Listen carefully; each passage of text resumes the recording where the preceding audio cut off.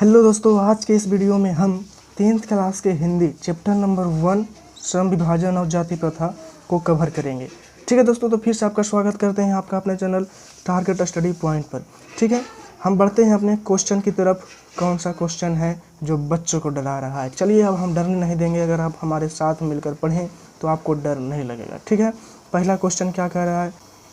पहला क्वेश्चन कह रहा है कि श्रम विभाजन और जाति प्रथा के लेखक कौन है? श्रम विभाजन और जाति प्रथा के लेखक है डॉक्टर भीमराव अम्बेडकर। ठीक है, कौन है? डॉक्टर भीमराव अम्बेडकर। चलिए आगे बढ़ते हैं। अगला क्वेश्चन क्या है? अगला क्वेश्चन है बाबा साहब भीमराव अम्बेडकर का जन्म कब हुआ? बाबा साहब भीमराव अम्बेडकर जी का जन्म कब हुआ? तो हम लिखेंगे कि बाबा साहब भीमराव अम्बेडकर जी का जन्म 14 अप्रैल 1891 ईस्वी में हुआ। ठीक है, कब हुआ? 14 अप्रैल 1891 ईस्वी को हुआ। 14 अप्रैल 1891 ईस्वी को हुआ। अगला क्वेश्चन क्या है? अगला क्वेश्चन है डॉक्टर भीमराव अम्बेडकर का जन्म किस राज्य में हुआ था? Option A Uttar Pradesh, option B Himachal Pradesh, option C Madhya Pradesh और ऑप्शन डी बिहार। तो हम लिखेंगे क्या? हम मारेंगे ऑप्शन की option A, option C Madhya प्रदेश क्या हो जाएगा? सही हो जाएगा। ठीक है, डॉक्टर भीमराव अम्बेडकर का जन्म कहाँ हुआ था? तो महू, मध्य प्रदेश में, मध्य प्रदेश के महू नगर में। ठीक है, कहाँ हुआ था? मध्य प्रदेश में। किन का जन्म हुआ था? तो डॉक्टर भीमराव अम्बेडकर जी का जन्म हुआ था। चलिए अगला क्वेश्चन क्या है? अगला क्वेश्चन 4 में है। क्वेश्चन नंबर 4 में कह रहा है कि श्रम विभाजन और जाति प्रथा क्या है? कहानी है, भाषण है, निबंध है या फिर साक्षात्कार है? तो हम क्या लिखेंगे कि श्रम विभाजन और जाति प्रथा एक भाषण है। श्रम विभाजन और जाति प्रथा क्या है? एक भाषण है। और इस भाषण को कौन दिए थे? तो इस भाषण को दिए थे डॉक्टर भीमराव अम्बेडकर। ठीक है, डॉक्टर भीमराव अम्बेडकर दिए थे। अगला क्वेश्चन क्या है? अगला क्वेश्चन है मानव मुक्ति के पुरोधा किसे कहा जाता है? तो हम लिखेंगे कि मानव मुक्ति के पुरोधा किन्हें कहा जाता है? तो डॉक्टर भीमराव अम्बेडकर जी को कहा जाता है। मानव मुक्ति के पुरोधा किन्हें कहा जाता है? तो भीमराव अम्बेडकर जी को कहा जाता है। अगला क्वेश्चन क्या है? अगला 6 नंबर क्वेश्चन में है। 6 नंबर क्वेश्चन में कह रहा है कि जाति प्रथा स्वाभाविक विभाजन नहीं है, क्यों? कह रहा है कि जाति प्रथा स्वाभाविक विभाजन नहीं है, तो क्यों? भेदभाव के कारण, या फिर गरीबी के कारण, या फिर रुचि पर आधारित नहीं होने के कारण, या फिर शोषण के कारण। तो हम लिखेंगे कि रुचि पर आधारित नहीं होने के कारण। रुचि पर आधारित नहीं होने के कारण कहने का मतलब है कि जाति प्रथा जो है स्वाभाविक विभाजन नहीं है। क्यों? तो वह रुचि पर आधारित नहीं है। यानी कि जाति प्रथा एक ऐसी प्रथा है जो अगर हम चाहें कि कोई दूसरा काम करे तो जाति प्रथा में बंधे व्यक्ति दूसरा काम कभी भी नहीं कर सकता, क्योंकि वह अपनी रुचि पर आधारित काम को नहीं चुन सकता है। यही क्या हुआ? स्वाभाविक विभाजन नहीं है। क्यों? क्योंकि वह अपना रुचि पर आधारित काम को चुन ही नहीं सकता है। अगला क्वेश्चन क्या है? अगला क्वेश्चन नंबर 7 में कह रहा है कि अगला क्वेश्चन नंबर 7 में क्या कह रहा है? लेखक की दृष्टि में विडंबना की बात क्या है? लेखक की दृष्टि में विडंबना की बात क्या है? जातिवाद के पोषकों की कमी नहीं होना, या फिर जातिवाद के पोषक नगण्य होना, या फिर आर्थिक दृष्टि से उचित, या फिर जातिवाद लोकतंत्र के विरुद्ध नहीं है। तो हम लिखेंगे ऑप्शन नंबर ए सही होगा। ऑप्शन नंबर ए सही हो जाएगा। क्या है? कि जातिवाद के पोषकों की कमी नहीं होना। कहने का मतलब है कि जो लेखक भीमराव अम्बेडकर है वह विडंबना किस बात पे करते हैं? विडंबना मतलब किस बात को खराब मानते हैं? एक तरीके से बोल सकते हैं कि किस बात को खराब मानते हैं?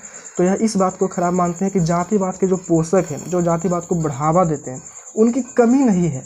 अभी भी भारत में बहुत सारे लोग ऐसे हैं जो कि जातिवाद को बढ़ावा देते हैं। ठीक है, अगला क्वेश्चन क्या है? अगला क्वेश्चन नंबर 8।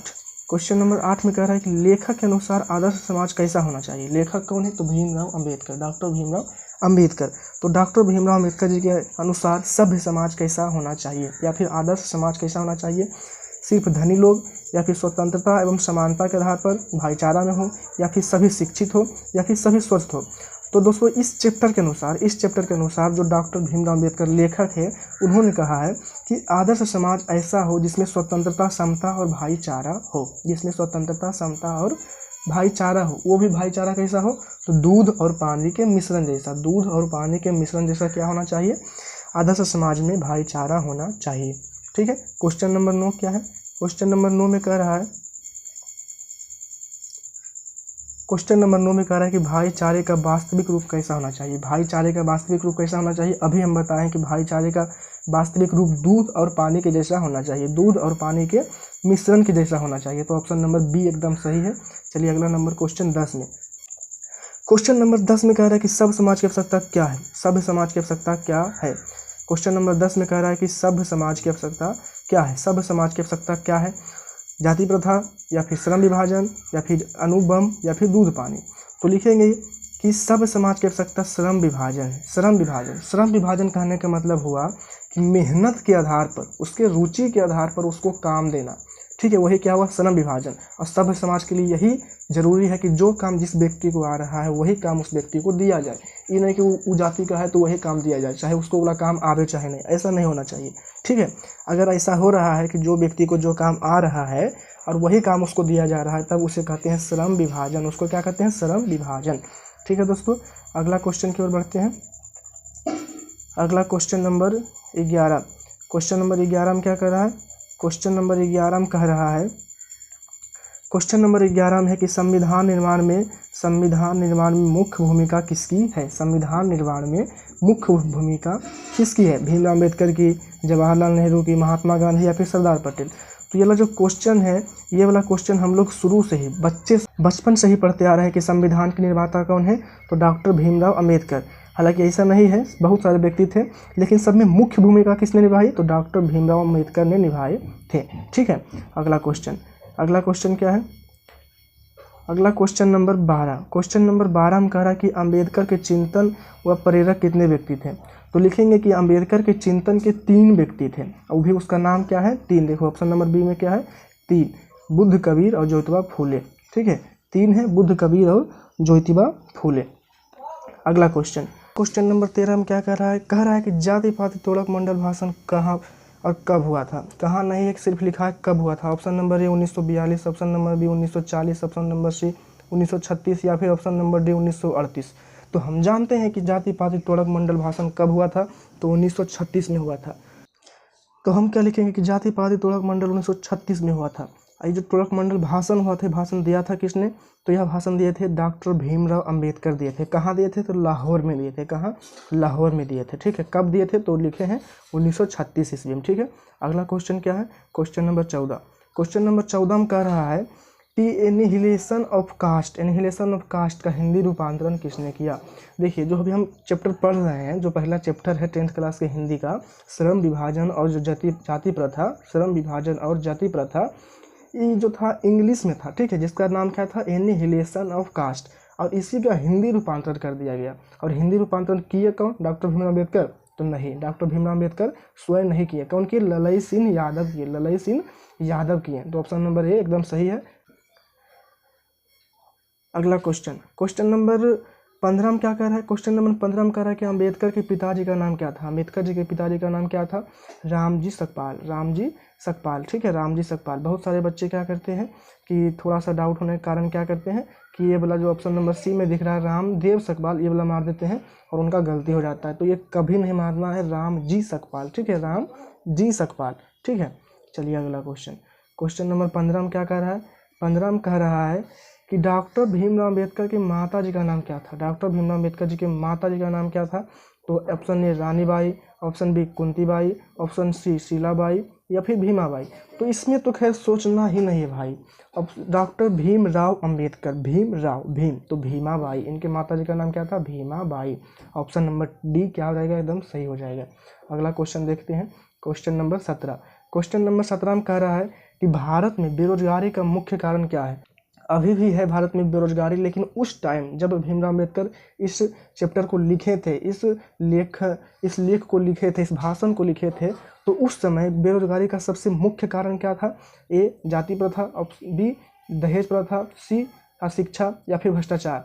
तो इसका सही आंसर हो जाएगा क्या, जाति प्रथा क्यों था, तो जब व्यक्ति को जाति प्रथा के तहत वही काम करना पड़ता था जो जिस जाति का वो है, जिस जाति का है उसी में जो काम होता है वही काम उसको करना पड़ता। अब मान लीजिए कि वो जिस जाति का है और उसमें जो काम होता है वो काम उसको आ ही नहीं रहा है, तो काम करेगा नहीं करेगा, जिसके कारण वह काम को छोड़ देता है और वह बेरोजगार बन जाता था। यही कारण था कि पहले जो भारत में था बेरोजगारी का सबसे मुख्य कारण क्या था, जाति प्रथा था, ठीक है। आगे बढ़ते हैं, अगला क्वेश्चन क्या है, क्वेश्चन नंबर 18। क्वेश्चन नंबर 18 में कह रहा है कि सभ्य समाज कार्यकुशलता के लिए किसे आवश्यक मानता है। क्या कह रहा है कि सभ्य समाज कार्यकुशलता के लिए किसे आवश्यक मानता है। तो अभी हम बता दिए हैं कि सभ्य समाज कार्यकुशलता के लिए वैसे समाज की आवश्यकता मानेगा, वैसे चीज़ की आवश्यकता को मानेगा, जिसमें वह अपनी मर्जी से काम को चुन सके, अपने जो हिम्मत पे, अपने ताकत से जो, या फिर अपने दिमाग से जो काम कर पाएगा वही। तो क्या है, श्रम विभाजन को, ठीक है, सभ्य समाज कार्य कुशलता के लिए किसे आवश्यक मानता है, तो श्रम विभाजन को आवश्यक मानता है। क्वेश्चन नंबर 19, क्वेश्चन नंबर 19 में क्या कह रहा है, क्वेश्चन नंबर 19 में कह रहा है कि डॉक्टर अंबेडकर ने पीएचडी की उपाधि कब ली। डॉक्टर भीमराव अंबेडकर जी ने पीएचडी की उपाधि कब ली, तो 1916 ईस्वी में लिया। कब लिया, तो 1916 ईस्वी में लिए पीएचडी की उपाधि। अगला क्वेश्चन क्या है, क्वेश्चन नंबर 20 में कह रहा है कि द कास्टर्स इन इंडिया किसकी रचना है। द कास्टर्स इन इंडिया किनकी रचना है, तो डॉक्टर भीमराव अंबेडकर जी की रचना है, डॉक्टर भीमराव अंबेडकर जी की रचना है। ठीक है, इनकी जितनी भी रचनाएं बुक में दिए गए हैं सभी के सभी इंग्लिश में है। क्यों, क्योंकि डॉक्टर भीमराव अंबेडकर इंग्लिश में ही अपना भाषण हो, निबंध हो, कहानी हो, जो भी लिखते थे, क्या के लिखते थे, इंग्लिश में ही लिखते थे। ठीक है, अगला क्वेश्चन, क्वेश्चन नंबर 21 में क्या है कि मूक नायक क्या है। मूक नायक क्या है, तो लिखेंगे कि मूक नायक एक पत्रिका है। मूक नायक एक क्या है, पत्रिका है, अखबार नहीं है, पुस्तक नहीं है और कहानी संग्रह नहीं है, क्या है, पत्रिका है। मूक नायक क्या है, पत्रिका है। अगला क्वेश्चन, अगला नंबर क्वेश्चन क्या कर रहा है, अगला 22 नंबर क्वेश्चन में कह रहा है कि अंबेडकर जी की मृत्यु कब और कहाँ हुई। तो भीमराव अंबेडकर जी की मृत्यु कहाँ हुई, तो ये तो सब जानते हैं कि भीमराव अंबेडकर जी की मृत्यु दिल्ली में हुई, लेकिन कब हुई, तो 1956 ईस्वी में हुआ। कब हुआ, दिल्ली में 1956 ईस्वी में। ठीक है, भीमराव अंबेडकर जी की मृत्यु 1956 ईस्वी में दिल्ली में हो गया था। ठीक है, आगे बढ़ते हैं, अगला क्वेश्चन क्या है, क्वेश्चन नंबर 23 में कह रहा है कि अंबेडकर ने किस पत्रिका का संपादन किया है। अंबेडकर ने किस पत्रिका का संपादन किया है। ए उज्ज्वल भारत, ए में है उज्ज्वल भारत, बी में है बहिष्कृत भारत, सी में है पुरस्कृत भारत और डी में है अमृत भारत। तो लिखेंगे कि भीमराव अंबेडकर जी ने बहिष्कृत भारत पत्रिका का संपादन किया था। किसका, तो बहिष्कृत भारत पत्रिका का संपादन किया था। अगला क्वेश्चन, अगला क्वेश्चन नंबर 24 में है कि संविधान निर्माता के रूप में हम किन्हें जानते।